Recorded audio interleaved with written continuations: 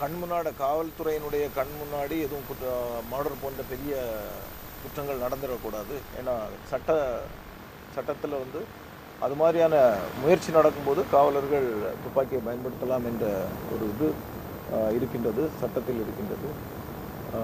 அதே போல் காவல் அதிகாரிகள் இது போன்ற பயங்கரமான ரவுடிகளை ஃபாலோ பண்ணும்போது தங்களுடைய தற்காப்புக்காகவும் துப்பாக்கியை எடுத்து செல்கின்றார்கள். துப்பாக்கியை எடுத்துகிட்டு போகிறது கண்டிப்பாக இது மாதிரியான ஒரு சூழலில் பயன்படுத்துறதுக்காக தான். அதனால் துப்பாக்கியை பயன்படுத்துவதற்காக நாம் எடுத்து செல்வது இல்லை. தேவைப்படும் போது மற்றவர்களை காப்பாற்றுவதற்காகவும் காவல்துறையினுடைய தற்காப்புக்காகவும் நம்ம பயன்படுத்தக்கூடிய ஒரு சூழல் ஏற்படும் போது கண்டிப்பாக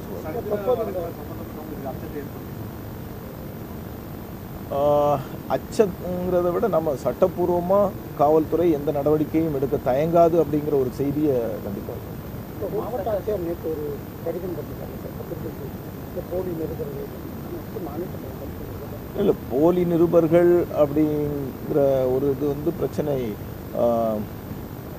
இன்னைக்கு புதுசாக வந்ததில்லை, பல காலமாக இருந்துகிட்டு இருக்குது. அது வந்து காவல்துறையை பொறுத்த வரைக்கும் புகார்கள் வரும்போது கண்டிப்பாக நம்ம கடுமையான நடவடிக்கை எடுக்கிறோம். இப்போ சமீபத்தில் கூட ஒரு புகார் வந்துருக்குது, அதில் நடவடிக்கை எடுத்துக்கிட்டு இருக்கிறோம். ஸ்பெசிஃபிக்காக யாராவது பாதிக்கப்பட்டவங்க கம்ப்ளைண்ட் கொடுக்கக்கூடிய பட்சத்தில் கண்டிப்பாக நம்ம நடவடிக்கை எடுக்கிறோம்.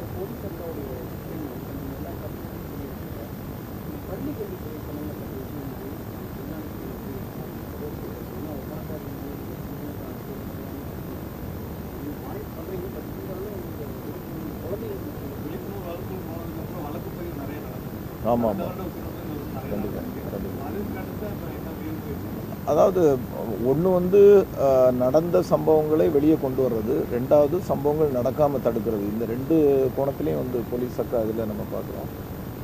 ஸ்கூலை பொறுத்த வரைக்கும் ஏற்கனவே பள்ளி கல்வித்துறையோட மாவட்ட நிர்வாகத்தோடு சேர்ந்து காவல்துறை அதாவது பள்ளிக்கு சென்று இடைநின்ற குழந்தைகள் எல்லாம் கண்டுபிடிச்சி ஆப்ரேஷன் ரீபூட் அப்படிங்கிற பேரில் 300க்கும் மேற்பட்ட குழந்தைகளை திருப்பி ஸ்கூலில் சேர்த்துருக்கோம். அவங்கள சேர்த்தது மட்டும் இல்லாமல் எவ்ரி பீரியாடிக்கலாக அவங்கள கூப்பிட்டு பேரண்ட்ஸ் எல்லாம் கூப்பிட்டு அவங்களுடைய பிரச்சனைகளை தெரிந்து கொண்டு அந்த குழந்தைகள் தொடர்ந்து படிப்பதற்கு உள்ள வசதியை செய்து வருகின்றோம். அதே போல் அந்த பள்ளிகளுக்கு அருகில் போதைப் பொருட்கள் விற்பதை வந்து 100% ஸ்டாப் பண்ணியிருக்கிறோம். ஏன்னா அந்த டொபாக்கோ ப்ராடக்ட்ஸ், கூலிப் போன்ற டொபாக்கோ ப்ராடக்ட்ஸ் ஒரு சில மாணவர்கள் பயன்படுத்துகிறது தகவல் தெரிஞ்சு அதனில் புலன் விசாரணை செஞ்சு சப்ளையர்ஸ் யார் யார் அப்படிங்கிறத நம்ம கொடுக்குறோம். இப்போ சமீபத்தில் கூட வந்து ஒரு 1000 கிலோ ஒரு டன் வந்து பெங்களூர்லேருந்து வந்த குட்கா பறிமுதல் செய்யப்பட்டது. ஸோ பள்ளி மாணவர்களை பொறுத்த வரைக்கும் அவர்களை போதைப் பொருட்கள் அவர்களை அணுகாமல் இருப்பதற்கும்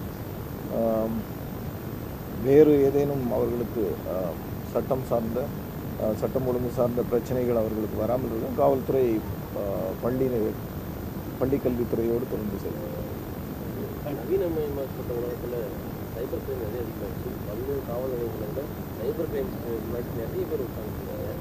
வழக்குகள் விவரங்கள் இல்லை, சைபர் கிரைம் வந்து கண்டிப்பாக நிறைய கிரைம்ஸ் வந்து ரிப்போர்ட் ஆகுது. சராசரியாக ஒரு நாளைக்கு வந்து 15லேருந்து 20 கம்ப்ளைண்ட்ஸ் வருது. காவல்துறை தொடர்ந்து விழிப்புணர்வை ஏற்படுத்தி வந்தாலும் ஒரு சில பேர் தெரிஞ்சோ தெரியாமலோ அதில் குற்றத்தில் பலியாகிறாங்க. முக்கியமாக இப்போ வந்து இந்த ஆன்லைன் ட்ரேடிங் இதில் வந்து நிறைய பேர் அதை பற்றி முழுமையாக புரிஞ்சிக்காமலோ இல்லை ஒரு சில நபர்களால் ஏமாற்றப்படுறதுனாலையோ இல்லை ஒரு சில நேரம் டாஸ்கிங் கொடுத்து, அதாவது ஏதாவது ஒரு நம்பர்லேருந்து ஒரு லிங்க் வந்து நீங்கள் உங்களுக்கு மாதம் எவ்வளோ சம்பாதிக்கணும்னா இதில் சேருங்க அப்படின்னு சொல்லி அதில் லிங்க் வருது. அதிலேருந்து ஒரு டெலகிராம் குரூப்புக்கு அவங்கள லீட் பண்ணி கொண்டு போகிறாங்க. அந்த குரூப்பில் இருக்கிறவங்க எல்லாம் பார்த்தோம் அப்படின்னா அந்த குற்றவாளிகளோட சம்மந்தப்பட்ட நபர்கள் தான் இருக்கிறாங்க. அவங்க இந்த புதுசாக அந்த நபரை பிரெயின் வாஷ் பண்ணுறது மாதிரி பல செய்திகளை அந்த டெலகிராம் குரூப்பில் போட்டு அவங்க வந்து மாதம் எவ்வளோ சம்பாதிக்கிறது மாதிரி ஒரு பிரமையை உருவாக்கி இவர்களை அந்த குற்றத்துக்குள் இழுத்து அவர்களோட பணத்தை இழக்க செய்கிறார்கள்.